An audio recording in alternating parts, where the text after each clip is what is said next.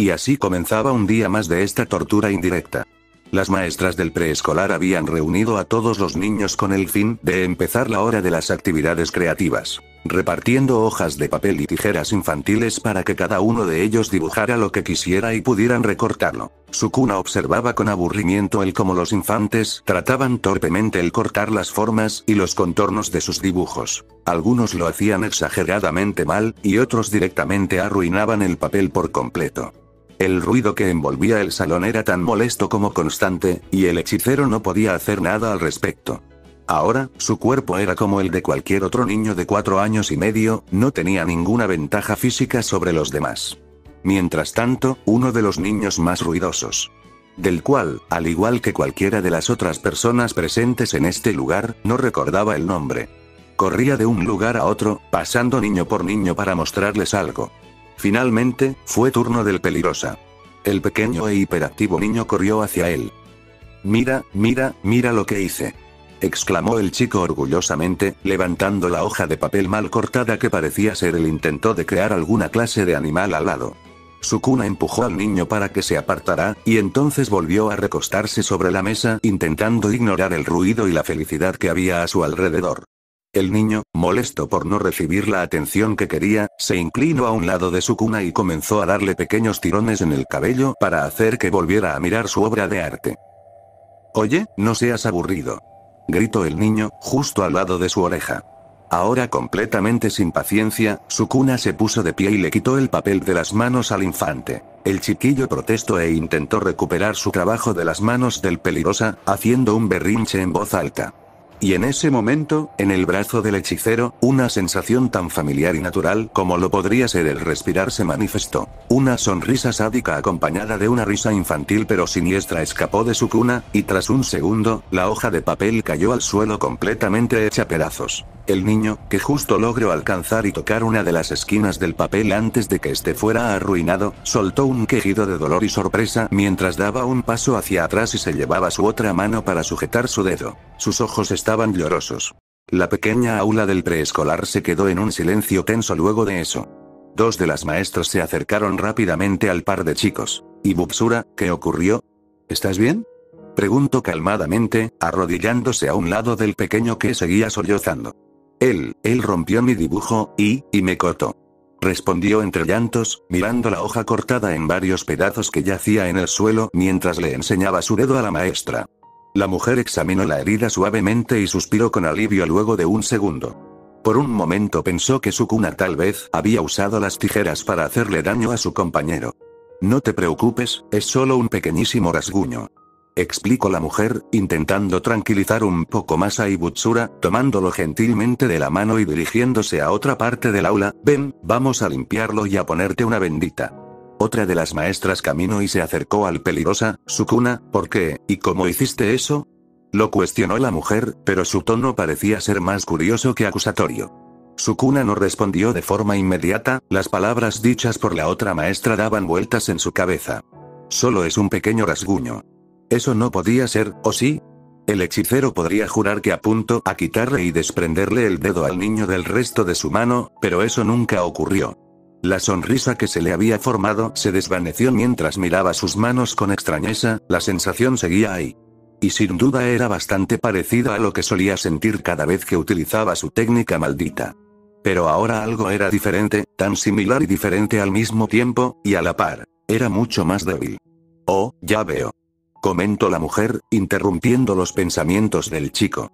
Ella puso suavemente una mano sobre la cabeza del pequeño para alborotar su adorable cabello rosado. «Parece que al fin despertaste tu peculiaridad. Y parece ser una muy interesante. Cortar las cosas con solo tocarlas es bastante genial si me lo preguntas. Debes sentirte muy feliz por eso». La mujer continuó elogiándolo, pero era obvio que estaba tratando de hacer ver esta situación muchísimo más emocionante de lo que en realidad debía ser.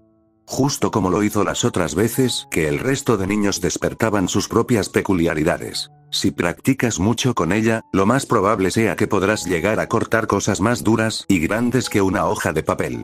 Puede que llegues a ser alguien muy fuerte algún día», dijo la mujer, concluyendo su aparente intento de charla motivacional mientras apartaba su mano del cabello del chico. Los otros niños comenzaron a hablar y a opinar emocionados sobre la peculiaridad que su compañero de clases acababa de despertar. Pero Sukuna no les estaba prestando atención. ¿Alguien muy fuerte?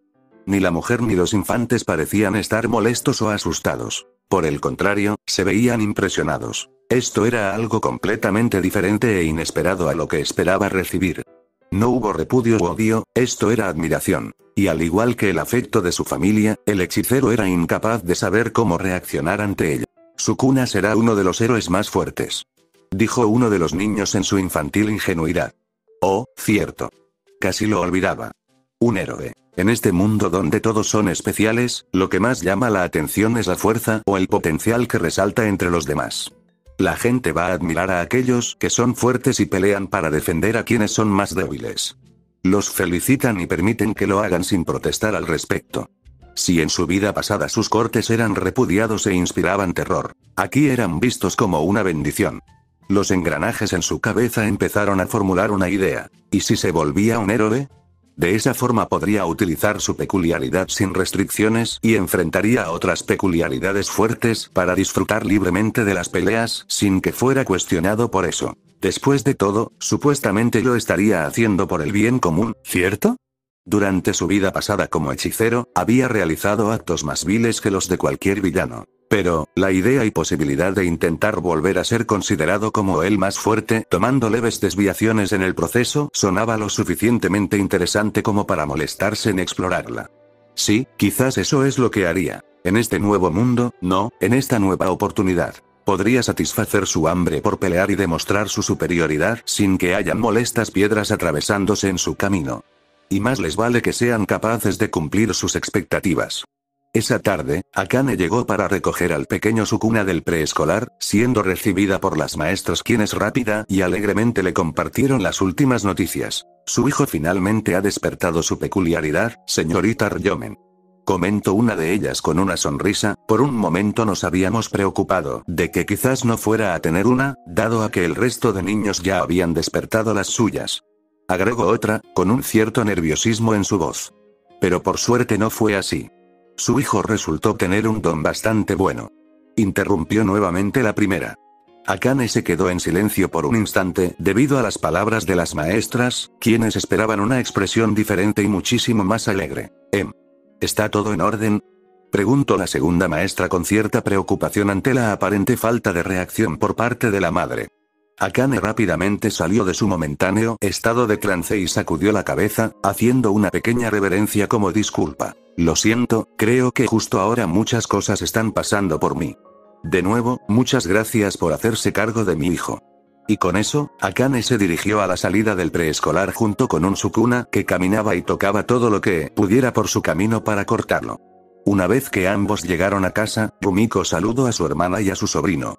Siendo ignorada como de costumbre por el chico, el cual se dirigió a su habitación. No puedo creer que tu hijo siga siendo tan irrespetuoso, es tu culpa por mimarlo todo el tiempo, ¿sabes? Bromeó un poco, dirigiendo su atención de vuelta hacia Akane, notando su expresión. Oye, ¿qué pasa con la cara larga? No me digas que él de nuevo se metió en problemas. Preguntó, esta vez con un poco más de seriedad y amabilidad, tomando asiento a un lado de su hermana en el sofá. Sukuna acaba de despertar su peculiaridad. Le aclaró a Akane, haciendo un poco de espacio para Yumiko a su lado. Eso fue lo que me dijeron las maestras. Rumiko tuvo una reacción similar a la que Akane tuvo antes en el preescolar. Se quedó en silencio por un momento antes de suspirar con alivio y relajarse. Eso es bueno. Los niños pueden ser muy crueles a veces, especialmente cuando se trata de esto. Dijo, notando como la expresión de su hermana no cambió mucho y parecía seguir tensa. Ahora el no tener una peculiaridad no está tan normalizado como solía estarlo. ¿No estás feliz? Tener una peculiaridad le abrirá más puertas de oportunidades en la vida que las que tuvimos tú y yo. Claro que lo estoy. Respondió Akane. Aunque el cómo agarraba y apretaba la tela de su vestido no parecía decir lo mismo. Por lo menos ese bastardo. Prosiguió, esta vez con la voz un poco entrecortada, por lo menos el bastardo de su padre le dejó algo de valor a su hijo antes de huir. Concluyó. Las lágrimas ahora rodaban libremente por sus mejillas ante el recuerdo de la excusa de hombre con el que tuvo la mala suerte de tener un hijo. Rumiko se limitó a abrazar a su hermana. Este era un tema que habían evitado tocar desde hacía bastante. Los sollozos de Akane eran apenas audibles. Ella no necesitaba que su hijo la viera así. No quería ni le permitiría hacerlo. Con un esposo o no, se encargaría de hacer todo lo que estuviera a su alcance para permitir que su hijo se convirtiera en el mejor hombre posible. Mientras tanto en su cuarto, Sukuna no había perdido ni un segundo de su tiempo. Comenzó a buscar todo lo que pudiera respecto al uso y las regulaciones de las peculiaridades. Como el desde qué punto se consideraba defensa propia hasta cuál era el límite en el que terminaría por ser considerado un crimen.